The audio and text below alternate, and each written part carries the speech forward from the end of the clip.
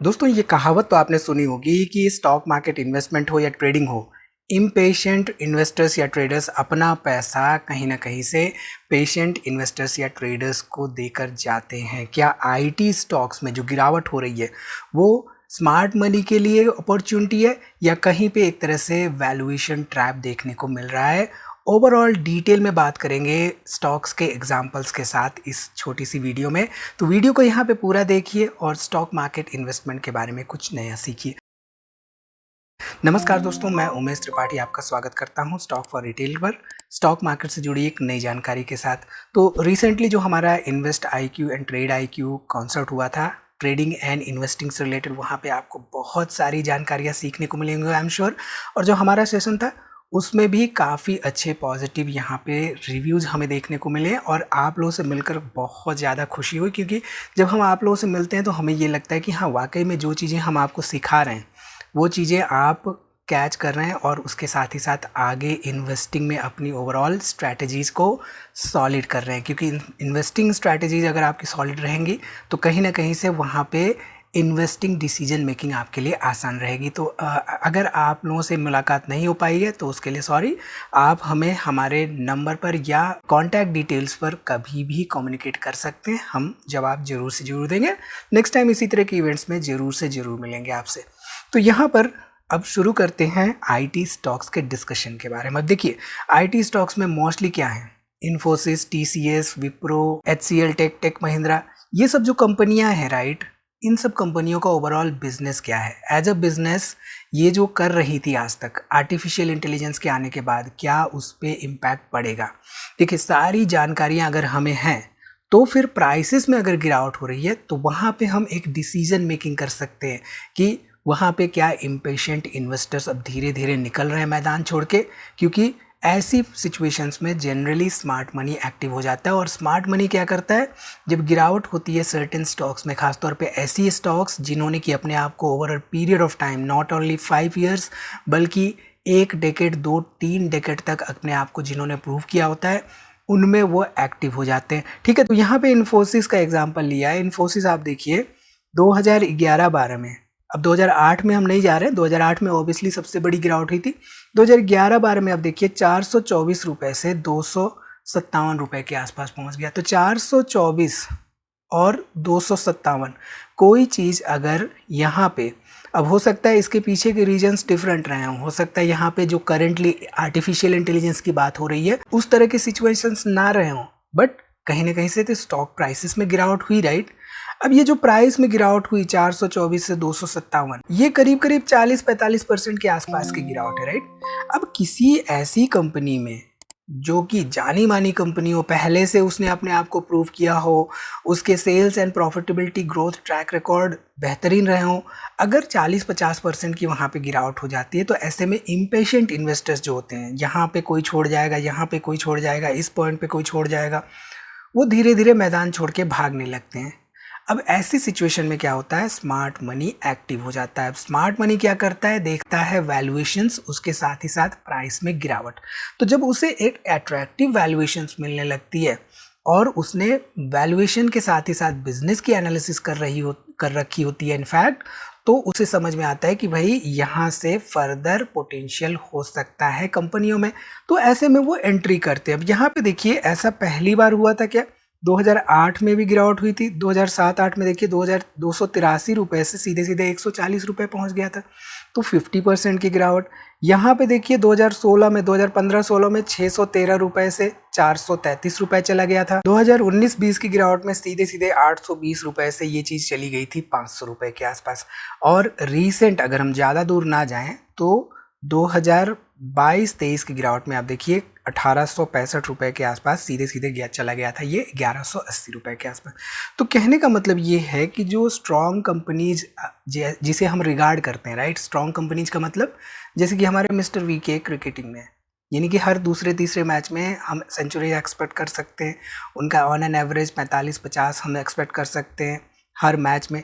तो ऐसी सिचुएशंस में जनरली अगर किन्हीं रीजन से इनके फॉर्म में गड़बड़ी आ जाती है तो हम क्या याद रखते हैं, हम याद रखते हैं form is temporary, class is permanent. ठीक है, तो क्या ऐसी चीज़ें हमें आईटी स्टॉक्स में भी देखने को मिल रही हैं? तो उसके लिए हमें बेसिकली बिजनेस देखना होता है। फॉर एग्जांपल यहाँ पे बिरला सॉफ्ट का आप देखिए, बिरला सॉफ्ट के बिजनेस में जो भी चीज़ें चल रही थी अभी तक, आर्टिफिशियल इंटेलिजेंस के आने के बाद कैसे अडाप्ट कर रही है बिरला सॉफ्ट, एंड साथ ही साथ इनके जो स्ट्रैटेजिक एंगेजमेंट्स है with artificial intelligence related solutions, वो क्या कर रहे हैं और वहाँ पे क्या चेंजेस हो रही है, कंपनी कैसे अडाप्ट कर रही है, ये सब चीज़ें यहाँ पे इंपॉर्टेंट हो जाती है। इसके साथ ही साथ जो इनका कोर बिजनेस रहा है, जैसे कि मैन्युफैक्चरिंग हो गया, BFSI हो गया, energy and utilities, life sciences and services, ये सब चीज़ें जो इंडस्ट्री वर्टिकल्स हो गई, राइट, इन सब की स्टडीज़ और एनालिसिस हमारे लिए इंपॉर्टेंट हो जाते हैं। यहाँ से अमेरिका से ये रेवेन्यू जनरेट कर रहे थे, रेस्ट ऑफ द वर्ल्ड से रेवेन्यू जनरेट कर रहे थे। रिसेंटली जो ट्रम्प के टैरिफ्स वगैरह आए थे, उसके बाद क्या चेंजेस हमें देखने को मिले थे, ये सब इंपॉर्टेंट बातें as an investor decision making के लिए बहुत काम आती है। ठीक है, तो बिजनेस हमेशा इंपॉर्टेंट होता है। बिजनेस के साथ ही साथ उस पर्टिकुलर बिजनेस सेगमेंट में या इंडस्ट्री में बहुत सारे अगर चेंजेस हो रहे हैं तो वो हमारे लिए इंपॉर्टेंट होते हैं। इसके साथ ही साथ फंडामेंटल्स इंपॉर्टेंट होता है। तो यहाँ पे बिरला सॉफ्ट के अगर हम फंडामेंटल्स देखें तो रिटर्न ऑन इक्विटी 15% के आसपास है, रिटर्न ऑन कैपिटल एम्प्लॉयड यहाँ पे 22% के आसपास है, डिविडेंड यील्ड 2.33% के आसपास हमें देखने को मिल रही है, कंपनी प्रॉफिटेबल है, डेट टू इक्विटी 0.03 है, पेट्रोस्की स्कोर यहाँ पे 5 का है, एंड ओवरऑल देखिए तो प्राइस टू अर्निंग रेशियो 14 के आसपास है, पीजी रेशियो यहाँ पे 0.76 के आसपास है। तो कितनी बार हिस्ट्री में ऐसा हुआ है कि कंपनियों ने प्राइस टू अर्निंग रेशियो 20-25 के नीचे दिखाई है, कंपनियों ने पीजी रेशियो जो है 1 के नीचे दिखाई है। ये सब स्टडी करना इंपॉर्टेंट हो जाता है ओवरऑल इन्वेस्टर्स के लिए। ठीक है, इसके साथ ही साथ कंपनी की sales and profitability growth track record क्या कह रही है, ये भी देखना इंपॉर्टेंट होता है। क्योंकि कभी कभी क्या होता है, जब मैसिव शिफ्ट हो रहा होता है ओवरऑल इंडस्ट्री में, ओवरऑल टेक्नोलॉजी में, तो ऐसे में क्या होता है कि क्वार्टर ऑन क्वार्टर चेंजेस हमें देखने को मिलते हैं थोड़े बहुत। ऐसे में ईयर ऑन ईयर क्या चेंजेस रहे हैं सेल्स एंड प्रॉफिटेबिलिटी में, ये हमारे लिए देखना इंपॉर्टेंट हो जाता है। तो यहाँ पे मार्च 2015 में देखिए सेल्स 3000 करोड़ रुपए के आसपास थी, नेट प्रॉफिट 237 करोड़ रुपए के आसपास था। 2021 में करीब करीब 3500 करोड़ रुपए के आसपास ओवरऑल सेल्स देखने को मिल रही थी। नेट प्रॉफिट यहाँ पे करीब करीब 2021 में 321 करोड़ रुपए के आसपास देखने को मिल रहा था। अब रीसेंट अगर हम डाटा देखें यहाँ पे, तो रीसेंट डाटा के हिसाब से आप देखिए तो 5300 करोड़ रुपए के आसपास यहाँ पे सेल्स है, एंड करीब करीब 518 करोड़ रुपए के आसपास हमें नेट प्रॉफिट देखने को मिल रहा है कंपनी का। तो कहीं ना कहीं से ओवरऑल प्रॉफिटेबिलिटी एंड सेल्स में हमें एक ग्रोथ ट्रैक रिकॉर्ड देखने को मिल रहा है। ठीक है, इसके साथ ही साथ शेयर होल्डिंग पैटर्न हमारे लिए बहुत इंपॉर्टेंट होता है। तो शेयर होल्डिंग पैटर्न से क्या पता चलता है कि खराब समय में प्रमोटर्स क्या साथ छोड़ रहे हैं कंपनी का या वो बने हुए हैं। इसके साथ ही साथ FIs एंड DIs खराब समय में क्या साथ छोड़ रहे हैं या बने हुए हैं। तो जून 2023 में आप देखिए बिरला सॉफ्ट में करीब 41% के आसपास प्रमोटर्स थे, 23% यहाँ पे पब्लिक थी, और यहाँ पे करीब करीब 35-36% के आसपास FIs एंड DIs हमें देखने को मिल रहे थे।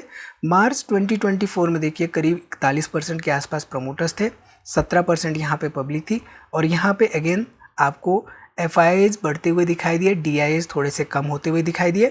लेटेस्ट डाटा अगर हम देखें बिरला सॉफ्ट में तो मार्च 2026 में देखिए करीब 41% के आसपास यहाँ पे प्रमोटर्स है, 22% पब्लिक है, और यहाँ पे 13% FIs एंड 23% के आसपास DIs हमें देखने को मिल रहे हैं। ठीक है, तो अगर हम रीसेंट डाटा देखें तो यहाँ पे आप देखिए करीब करीब 5 साल के डाटा पे ये जो हमारा TCS है, राइट, वो 35% के आसपास नेगेटिव रिटर्न्स देता हुआ दिखाई दे रहा है। पिछले एक साल में ही करीब 40% की गिरावट है। यहाँ पे विप्रो में देखें तो करीब एक साल में यहाँ पे 35% के आसपास की गिरावट है, पिछले 5 साल में करीब 34-35% की गिरावट है।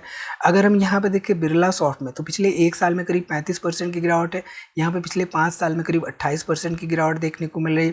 HCL टेक में देखिए तो 6 महीने में ही 30% की गिरावट है, एक साल में यहाँ पे करीब 33% की गिरावट है, और पिछले 5 सालों में करीब करीब 16% के आसपास की हमें अपवर्ड मूवमेंट देखने को मिल रही।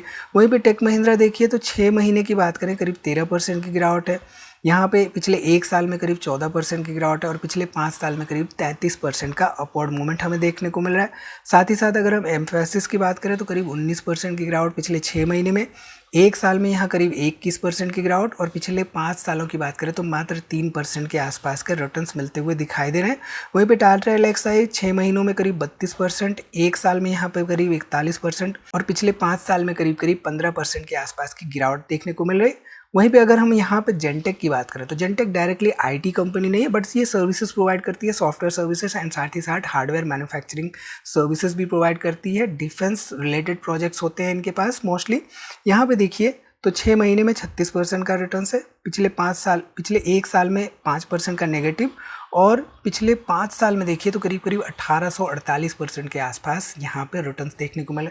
तो हम यहाँ पे क्या समझ में आ रहा है, हमें ये समझ में आ रहा है कि कभी कभी क्या होता है कि इंडस्ट्री बुरे दौर से गुजर रही होती है तो उनके मोस्टली कंपनियों में हमें गिरावट देखने को मिल रही थी। बट इंडस्ट्री जैसे कि डिफेंस इंडस्ट्री में हम देख रहे हैं पिछले 5-6 सालों से सरकार का बहुत ज़्यादा पुश रहा है।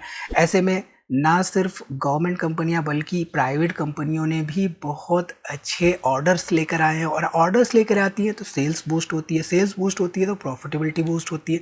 तो ये सब चीज़ें एज ए रिटेल इन्वेस्टर अगर हमें पता रहता है राइट, तो वहाँ पे हम कहीं ना कहीं से डिसीजन मेक कर सकते हैं कि हाँ भाई इंडस्ट्री में हमें बने रहना चाहिए, या सिंस इंडस्ट्री में एक मैसिव चेंज हो रहा है, एक शिफ्ट हो रहा है, वहाँ से निकल जाना चाहिए। ठीक है, तो यहाँ पे आप देखिए जो जेनटेक है राइट, वो धीरे धीरे आर्टिफिशियल इंटेलिजेंस बेस्ड चीज़ें भी अडेप्ट करने लगी है। इसके साथ ही साथ यहाँ पे अगर हम जेनटेक के फंडामेंटल समझें तो आप देख सकते हैं यहाँ पे return on equity 11%, return on capital employed 16%, dividend yield 0.06% के आसपास देखने को मिले, डेट टू इक्विटी मात्र 0.01 है, पेट्रोस्की स्कोर यहाँ पे 6 का है, but price to earning ratio already 86 के आसपास है, एंड पीजी रेशियो यहाँ पे 1.28 के आसपास है। तो हम आपको क्या पढ़ाते हैं, हम आपको क्या सिखाते हैं कि प्राइस टू अर्निंग रेशियो अगर 30-40 से ज़्यादा चली गई तो ऐसे में क्या होता है कि वो शेयर जो है वो कंपनी ओवर वैल्यूड की तरफ हो जाती है, तो वहाँ पे फिर वैल्यूएशंस ढूंढने लगते हैं इन्वेस्टर्स। तो ऐसे पॉइंट्स पे क्या करना चाहिए हमें, ऐसे पॉइंट्स पे overall historical price to earning ratio and साथ ही साथ वैल्यूएशंस की स्टडी एंड एनालिसिस हमारे लिए ज़रूरी हो जाती है। ठीक है, इसके साथ ही साथ अगर हम यहाँ पे देखें तो मार्च 2014 में इनफैक्ट 46 करोड़ रुपए के आसपास सेल्स था एंड प्रॉफिटेबिलिटी नहीं थी इसकी। 2019 में करीब 90 करोड़ के आसपास सेल्स हो गई एंड यहाँ पे 13 करोड़ के आसपास ओवरऑल नेट प्रॉफिट हो गया कंपनी का। 2023 में 219 करोड़ के आसपास यहाँ पे ओवरऑल सेल्स हो गई एंड 50 करोड़ के आसपास यहाँ पे नेट प्रॉफिट हो गया कंपनी का। लेटेस्ट डाटा के हिसाब से अगर हम यहाँ पे देखें तो करीब करीब 688 करोड़ रुपए के आसपास यहाँ पे कंपनी का नेट सेल्स देखने को मिल रहा था एंड 218 करोड़ रुपए के आसपास कंपनी का नेट प्रॉफिट देखने को मिल रहा था। ठीक है, इसके साथ ही साथ अगर हम जेनटेक की ओवरऑल शेयर होल्डिंग पैटर्न पर ध्यान देखें, शेयर होल्डिंग पैटर्न भी हमारे लिए इंपॉर्टेंट होता है राइट। यहाँ पे 2023 में जून 2023 में 57% के आसपास प्रमोटर्स थे, 38% के आसपास पब्लिक थी और मात्र 3-3.5% के आसपास यहाँ पे FIs एंड DIs देखने को मिल रहे थे। थोड़े से प्रमोटर्स कम हुए, 2024 में 55% यहाँ पे हो गए प्रमोटर्स, 37% हो गई यहाँ पे पब्लिक, लेकिन 6-7% के आसपास हो गए यहाँ पे FIs एंड DIs। अब देखिए FIs एंड DIs कैसे वो धीरे धीरे एंट्री करते हैं किसी सर्टेन स्टॉक में। यहाँ पे प्रमोटर्स थोड़े से कम हुए, पब्लिक 35% के आसपास हुई, लेकिन 16-17% के आसपास हो चुके हैं FIs एंड DIs। अब यहाँ पे FIs एंड DIs क्यों आ रहे हैं, क्या उनका ओवरऑल थॉट प्रोसेस है, ये एज अ रिटेल इन्वेस्टर समझने की जरूरत होती है हमारे लिए। सो ऑल इन ऑल सारी बातों का ध्यान रखते हुए हमें इन्वेस्टमेंट डिसीजन मेकिंग करनी चाहिए। तो पिछले कुछ समय में अगर हम देखें तो कुछ IT स्टॉक्स रिकवर करते हुए दिखाई दिए हैं, वहीं पे कुछ IT स्टॉक्स जो हैं वो रिकवर नहीं कर पा रहे हैं। ओवरऑल अगर हम देखें तो AI की वजह से कहीं ना कहीं से IT सेक्टर का ओवरऑल फ्यूचर ब्राइट है, क्योंकि IT सेक्टर में मैसिव शिफ्ट हुए हैं पहले भी और ऐसे चेंजेस हमें देखने को मिले हैं और कंपनियां जो है प्राइसेस में तो गिरावट हुई है बट उनके बिजनेसेस में हमें ग्रोथ देखने को मिली है और अल्टीमेटली वो प्राइस में रिफ्लेक्ट होते हुए दिखाई दिए हैं। सो ऑल इन ऑल अगर आप एक लॉन्ग टर्म इन्वेस्टर हैं तो पहले आर्टिफिशियल इंटेलिजेंस को एक बिजनेस की तरह देखिए। ये देखिए कि वो आर्टिफिशियल इंटेलिजेंस कितने जॉब्स पे या ओवरऑल अपॉर्चुनिटीज़ पे इम्पैक्ट करने के साथ ही साथ कितनी नई जॉब्स क्रिएट कर सकता है, कितनी नए अपॉर्चुनिटीज़ क्रिएट कर सकता है एंड इसके साथ ही साथ जो कंपनियां अभी एग्जिस्टिंग हैं उनकी क्या overall sales quarter on quarter impact हो रही है, उनकी प्रॉफिटेबिलिटी कैसे इम्पैक्ट हो रही है, साथ ही साथ वहाँ पे शेयर होल्डिंग पैटर्न में प्रमोटर्स क्या करते हुए दिखाई दे रहे हैं क्वार्टर ऑन क्वार्टर, इसके साथ ही साथ FIs एंड DIs क्या कर रहे हैं एंड कैश फ्लोज कैसे रह रहे हैं ऐसे समय में, इसके साथ ही साथ डेट पे क्या असर पड़ रहा है एंड ग्लोबली जो इनके क्लाइंट्स रहे हैं वो क्लाइंट्स क्या जा रहे हैं या क्या नए क्लाइंट्स आ रहे हैं। इसके साथ ही साथ वैल्यूएशंस यहाँ पे बहुत इंपॉर्टेंट हो जाती है इन्वेस्टिंग डिसीजन मेकिंग के लिए। So all in all AI जो है डेफिनेटली आईटी सेक्टर में एक बहुत बड़ी अपॉर्चुनिटी क्रिएट करते हुए दिखने को मिल रही है यहाँ पे, लेकिन हर अपॉर्चुनिटी प्रॉफिटेबल इन्वेस्टमेंट ही हो जाए ऐसा जरूरी नहीं होता है। तो इसलिए हमें सारी इंफॉर्मेशन के साथ ही साथ सारी एनालिसिस करने के साथ इन्वेस्टमेंट डिसीजन मेकिंग करनी चाहिए। ऐसे में business quality, management, financials and valuations हमारे लिए इंपॉर्टेंट डाटा का काम करते हैं। सो आई थिंक आपको काफ़ी कुछ यहाँ से सीखने को मिला होगा और आपको भी ये समझ में आ रहा होगा कि ओवरऑल आईटी कंपनीज़ में एआई की वजह से क्या शिफ्ट्स हो रहे हैं और क्या अपॉर्चुनिटीज़ हैं यहाँ पे ओवरऑल इन्वेस्टमेंट डिसीजन मेकिंग के लिए लॉन्ग टर्म इन्वेस्टमेंट के तहत। तो आपको क्या लगता है कौन सी आईटी कंपनी आगे चलकर ग्रो कर सकती है? अपनी राय कमेंट में जरूर बताइए। और जस्ट इन केस अगर आपने डीमैट एंड ट्रेडिंग अकाउंट नहीं ओपन किया तो एंजल वन के साथ ओपन कर सकते। एंजल वन के साथ हम एपी भी हैं, तो आपको किसी भी तरह की ट्रेडिंग या इन्वेस्टमेंट की रिक्वायरमेंट्स होती है तो हम आपको राइट पर्सन से कनेक्ट कर सकते हैं। इस वीडियो में इतना ही दोस्तों, मिलते हैं अगली वीडियो में एक नई तरह की जानकारी के साथ। तब तक आप हमारी दूसरी वीडियोस देखते रहिए और हाँ, दोस्तों में शेयर करना ना भूलिए।